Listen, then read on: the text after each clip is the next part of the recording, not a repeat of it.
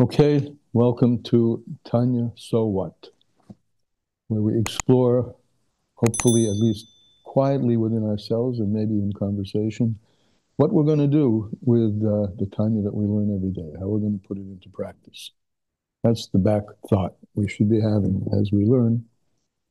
And we're going to start today, as always, with Hayom Yom. Hayom Yom from the Friedrich Rebbe. So today's Hayom Yom, 19 Cheshbon, says, there was a response of the Alter Rebbe in Yechidus, and the Alter Rebbe says, Hasidus is Shema Yisrael. The whole of Hasidus can be summed up in two words, Shema Yisrael. The word Shema is an acronym for Su'u Meirom Einechem. Raise your eyes on high. And you see, I'm raising my eyes on high. But that's just my physical eyes. So I'm raising my physical eyes on high. It's a gesture of looking deeper into things. The verse says on high, and it says, and not to the heavens. On high means higher and higher still, to attain a level beyond your intellect. In other words, raise your eye, your mind's eye. Raise your inner eye and grasp this itself intellectually. Try to bring what is beyond physical sight, perceptible only through your inner eye, and bring it down into and part of your physicality. That is the whole of Chassidus, pretty much, right? That's what he said. So we can walk around, we can Shema Yisrael. This is the whole of Chassidus. And see, at least intellectually, meaning with your mind's eye, who created you. And bring who created you into you. Not that it isn't always there in you, but bring consciousness of it, awareness of it, and activation of it into you. That's today's Hayom Yom. And the Tanya will tell us more about how to do that. Okay, lessons in Tanya, where we're holding here, the 19th of Cheshbon, is a new epistle in the Geras HaKodesh, the holy letters of the Alter Rebbe, epistle 29 on page 198 in this little volume. In the Kutimorim, on page 296, the big letters, chapter 29, which begin, Eshes Chayil Ateres Baila, a woman of strength or valor, is a crown to her husband. Of course, we have to see this as totally appropriate. We're in the parsha of Chayil Sarah, right? The life of Sarah, who is the Eshes Chayil of Avram Avinu. Now, those two people are prototypes or paradigms, archetypes of the whole Jewish nation. Our nation as Jews starts with the 2,000 years of Torah that begin with Avram and Sarah. So we'll keep that in mind, the Chayil Sarah, the life of Sarah. She is the Eshes Chayil. She is the woman of strength who is the crown to her husband. Right? That's what it says in Mishlei, in Proverbs. Okay. Yisba Gemara, Perek Daled de Megillah. It's brought in the Gemara, in the fourth parak of the Gemara Megillah. The Ishtamish betage cholof, that one who occupies himself, uses out one who is busy with the crown. And what's the crown? As he says, Zeh hamishtamish b'misha shen halachas. One who distracts someone, or who gets busy with someone who is learning halachas. So we have an equation here. Crown is halachas, which, if you think about it, at superficial at least, poses a question. Halachas are all about deed, down here below. Crown is the highest of the high. It's even out of the Seder Histalshalas that we've learned many times. It's the Or HaSoivev. Nevertheless, one who learns halacha is embodying the crown. And that's what we're going to be talking about. Kitra shel Torah, the crown of Torah is halachas. Kiton Rebe Eliyahu, because it's learned in the Midrash, the Vei Eliyahu, Kol Hashen halachas, anyone who learns halachas, and not Penimius Torah, not Kabbalah, but anyone who learns halachas, Tuftach lo, it's promised to that person that person will get Olam Haba, will have an effusion of godliness higher and higher at infinite levels as the soul leaves the body by learning halachas. But so this poses a question. Lama nikra halachas b'shem taga. Why are the halachas, which deal with largely and mostly with physical things, the bottom of the heap, called the crown? Uketorah shel Torah. Why is it called the crown of Torah? The gam lama hashen halachas dafka. And why is it that one who specifically learns halachas is tuflach leishahu b'melam haba, that person gets the illumination of the future world? And why doesn't this pertain to other aspects of the Torah? You know, we have the Mishnah, we have the Gemara, we have the Kabbalah, we have the Midrashim. Why does this exalted level pertain particularly to halachas?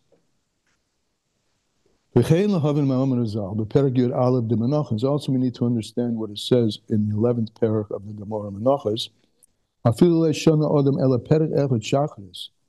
Even if a person learns only one halacha in the morning, that fulfills his obligation. Why can't you fulfill your obligation in learning Torah with other parts of Torah? I mean, every morning or whatever part of the day you do it in, you may open the Chumash and learn a verse or a chapter of Chumash with Pirush Rashi. That doesn't fulfill your obligation. One halacha fills your obligation. So these are the questions. Hopefully you understand the questions. If you don't, you'll tell me, please, because we're going to start the answer. The following is known. What's written in the writings of the Arizal. Every Jewish person, every Jewish soul has to come down in many incarnations until one fulfills all of the 613 mitzvahs of the Torah. Those mitzvahs that have to do with thought, like learning Torah, speech, speaking Torah, and doing Torah. Lahashlim levushe nefesh. And the Arizal tells us that the reason for this is in order to complete the garments of the soul, or l'sakton, and to rectify the garments of the soul. The garments we've learned in the first part of Tanya are machshava, dibur, and ma'aser, thought, speech, and action. These need to be rectified, meaning brought from the realm of klippa into the realm of kedusha. There shouldn't be one garment lacking. Now, of course, not everybody can be a king, which is also a mitzvah. But it says an exception that, of course, not everybody can be a king. But the king is Moitzi Kol Yisrael, fulfills all the aspect of kingship through his kingship over all of the people. That's just a side note, could be even a parenthesis, but it's not marked as a parenthesis. But the point is that a person has to fulfill all the mitzvahs of the Torah through many incarnations if necessary. Kihu klalos kulam, but the king is Yotzi, and he fulfills everybody. And the reason for this, that we have to be incarnated over and over until we fulfill all the mitzvahs, is in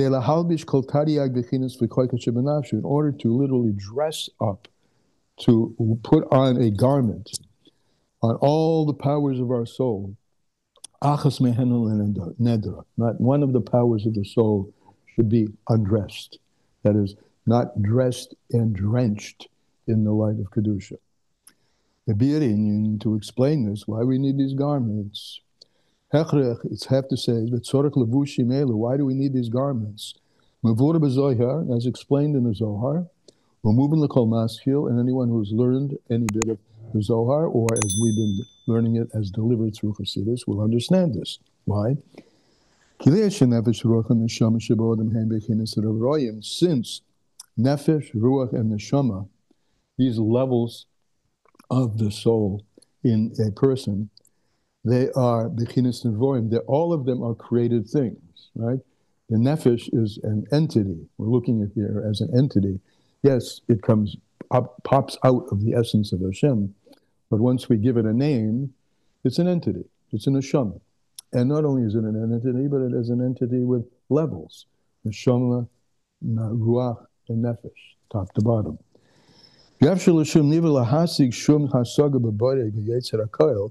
And it's impossible for a created thing to understand, have any grasp on the one who forms everything, which is the Ein Sof Baruch Hu. We are in different realms. He's Ein Sof, without limit, and we are Sof. We are limited creatures. Even the physical contour of the body, you look at yourself, it's defined, it's limited from the space around you. And the infinite one is infinite. He knows no limitations. So how does a finite structure grasp anything of the infinite? The Ein Sof Baruch Hu. And even after we know about the Tzimtzum, we know about Seder Histalshalos, and even after all that, as he invests his light and emanates into Seder Histalshalos, top of page Kuf Mem Tes, Medregas Rabbos, many different levels, Medrega Ach Medrega, one level after another, the Bechinas Tzimtzumim Atzumim, with great condensations, contractions, and strong ones, Ulavushim Rabim, and what we call garments that he puts himself, he hides himself in garments so that things can emerge as something distinct from the all and everything. Many garments, Vatsumim, many strong garments, meaning they really make a separation, a sense of separation. They make a demarcation, better demarcation and separation between the infinite and the finite. Hayidum l'dois chen, as is known to all of those who are somewhat current in the chen. There's a chachmas nistores. Chen means, grace. That's the word, chen. But here it's an abbreviation for the chachmas nistores, ches nun. V'nikroim be'idur rabba, and that's called in the section of the Zohar called idur rabba, b'shem sairos. It's called hairs. The metaphor of hairs is used a lot, and it's just rather simple. Particularly the beard hairs. The hairs of the beard come from the face, right? The face. So face is panim, which is panemius, and something pops out from the panemius, which is, in a sense, totally different than the panemius. The panemius is vast and deep. We all have very vast, deep levels of our soul, deeper and deeper and deeper into the essence of our soul. And the conscious level is already a contraction of that. And then taking the conscious level of the soul from the deep well of unconsciousness and then articulating it into words is even smaller. So that's the notion of the hair. The hair comes from the hair face. It comes from the panemi, the panim, the face, the inner, and it pops out as something very thin. So these are called sairos, right? These are the ways in which the very depths come out and be expressed in smaller ways so that we can grasp them. But it could see, even as is written, in Daniel it writes, the sarei sheka omenapa, right? And here they're talking about the hair of his head. The hair of his head is also an analogy because the hair of the head comes from this thick thing up here called the bone. Inside, underneath, is a very soft tissue, which if you look at that, you can see it's alive. It's very sensitive, the brain. The skull is just the opposite. I'm bang, bang, and they call me a numbskull when I do that. Why do they call you a numbskull? N-U-M-B, because it's relatively numb compared to the vitality and the energy in the brain above. But the hairs pop out from there. Again, from the innermost part down here, it goes through a shell or a tzimtzum, which is the skull, and then pops out. So both of these are marshalim for the tzimtzum, the way in which the inner dimension, which is vast, manifests itself and engages itself in something small. So afal b'chein, nevertheless, nechol hanefesh or ruach v'neshama Lispel ha'or kitei. So to take that light from inside directly, we can't do it. We're not structured that way. Structure is opposite to structureless. God is structureless, and we are full of structure. So there has to be some kind of transition, some kind of intermediary, which we call the tzimtzum, in between us. Because we can't take it, the nefesh can't take it, or the soul, the neshama, lispel ha'or kitei, to take directly that light which is good, umatok, and which is sweet, umatok ha'or, the sweetness of the light itself. We can't take it directly. Kamishikosev is written in Tehillim, lachzes benoim Hashem, to gaze on the sweetness of Hashem, loshin na'imis v'rivas umasichas, to gaze on it, if you could see it, and now he moves to a metaphor of tasting. It's sweet. It's Orav. Orav is sweet, and Matikos is also sweet, very sweet. The tiny gotzim, and it's a very, very deep delight to be able to. Tamu uru, right? What's the pasuk say? Tamu uru kutev Hashem. Taste and see how good is Hashem. That harks back to our Yom Yom. Open up the mind's eye, the eye which is deeper than the physical eye, and see, taste, get a taste of what's beyond, which is la'ein case, which is infinite. Kamashikosev, ostis anagal Hashem, as it's written, then we will have pleasure on Hashem, the hasbia, the tzatzochos, and we will be satisfied with great delight. Loshen socha samor. Socha is loshen of quenching the thirst. When we see the light which is beyond seeing with our deep, deep inner eye, or we taste it with our contemplative faculty which reaches the heart, then we satisfy, sochanat samor, then the thirst is satisfied. Because of Zohar is written in the Zohar. Now, however, but it's not within our natural ability, natural meaning nature which is tuba'u, which covers over the infinite. It's not within the nature of the finite per se. Shalei taisim in a tachav, it is batal mitziyusa, because if we were to experience directly the infinite, we would have to lose our finitude, our limitation. We would have to dissolve. We would have to go out from the sheath, so to speak, that we're enclosed in. But there's bubble mitziyusa and nullify our existence. Like a candle in front of a torch. The candle loses its individuality totally. It's absorbed in, and even if it gets close enough to the torch, it's totally melted in the torch. And that's not what Hashem wants. He doesn't want us to melt away and become one with that, in the sense that we have no individual existence, because if we did that, we wouldn't be able to be here on the ground doing what Hashem wants, doing mitzvahs. Then the only reason what he does do is set up a mechanism whereby this great, great light is nistalshal, it chains down, the timshach mimenu, and it draws out from the great infinite light, a very small illumination, in a manner which we call the chain of descent, one level after another, bitzimtzumim rabim, with great contractions, condensations, until he creates a garment, by which we can look, a garment, winter's coming. I can't go out in the cold. That's a metaphor. I can't directly confront the element of God's infinity without a garment on. And with a garment on, I can. But it's, of course, I'm not experiencing the freezing cold. Or you could turn it around, right? A heat. I have to have some insulated garment, a particular vestment to go into a hot place, right? If I'm doing work in welding, for instance, I have to have this in front of me and gloves on, right? I can't touch that heat because it would destroy me. But I need that heat to do the weld. So we have the notion of garments, levush. So we need many garments. He creates a garment, and he creates the garment to be something like the light from the light. What does he do? He takes the light, the infinite light, and he shrinks it. and shrinks it and shrinks it. It still retains that quality of light, but in a very small or intense or highly focused way. A halbish nefesh neshama, in order to create a so-called garment or to dress the nefesh and ruach and neshama.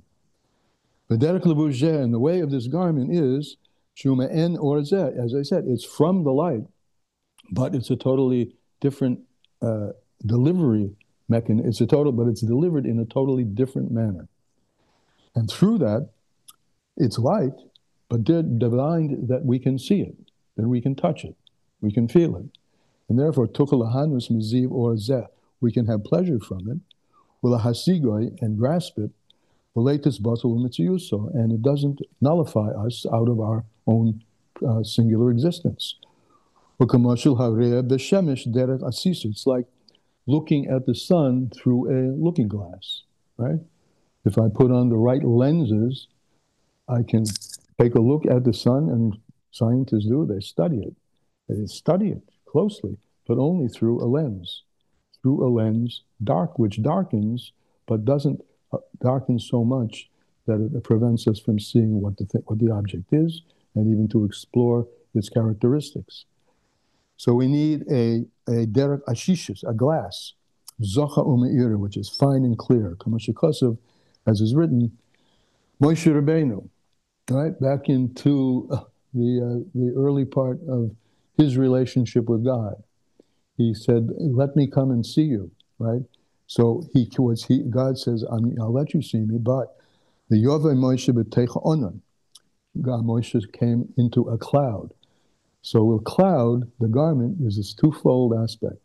It conceals in order to be able to be revealed. And Moshe went up onto the mountain. He was enclosed in the cloud, and he went up.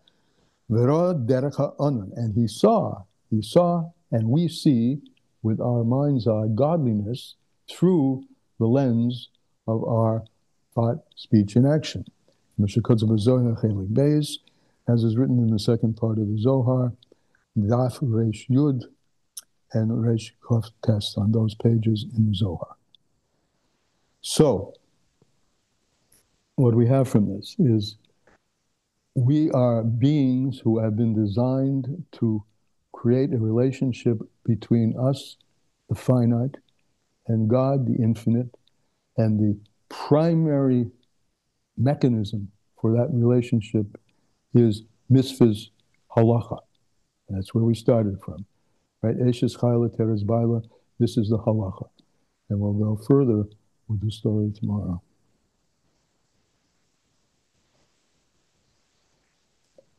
Any comments or questions?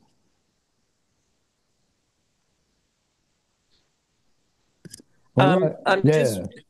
Go ahead. I'm just wondering, a person feels this, like a person can learn a new idea even right now. We can learn a new idea, and we do feel we feel a something. Yeah. Yes, we do. With our minds, Shema Yisrael, that's back to Shema, remember the beginning. Listen. Doesn't mean with the physical ears, it means with your deeper consciousness. And that's how we feel something.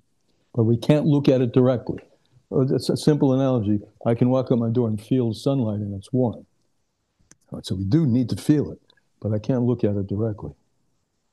It'll burn me up. And we could look at creation and we could think of it. Yeah. Those are all reflections of, or small instances of something really big behind it. Bria, remember, Bria, right? Creation is a so the two worlds could happen in this world. What's that? Ta'amu uru'u, taste what is beyond. Absolutely. I think that's great. That's exactly what's this. Yes, taste what is beyond. Excellent. And it's meant to happen here. And it happens, as he said, surprisingly, not in the Panemius of Torah, but in halachas. Walking the walk. And that's what he's in the middle of explaining. Eshes Chayil, a woman of valor who does what? I'm reading from Eshes Chayil. What does she do? She goes out and she harvests and she cooks, she bakes, and she goes out at night, works hard with her hands. And that's what he says. Surprisingly, at first glance, why should that be the crown? Isn't Kabbalah and intellect, not, here I'm talking about, deep thinking, braininess, isn't that higher? The answer is no. Of course, we all know the punchline, but the punchline without knowing how you get there is not really so valuable. You need to know how you get there. The punchline is the beginning is wedged in the end specifically. The highest is wedged in the lowest, right? But we'll get there. Okay? We'll see you tomorrow. Thank you. Thank you.